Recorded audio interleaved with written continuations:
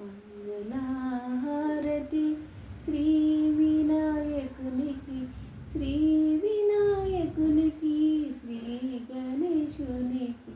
మంగళహారతి శ్రీలక్ష్మీదేవికి, శ్రీలక్ష్మీదేవికి, నారాయణునికి. మంగళహారతి శ్రీ వెంకటేశునికి, శ్రీ వెంకటేశునికి, తిరుమలవాసుని.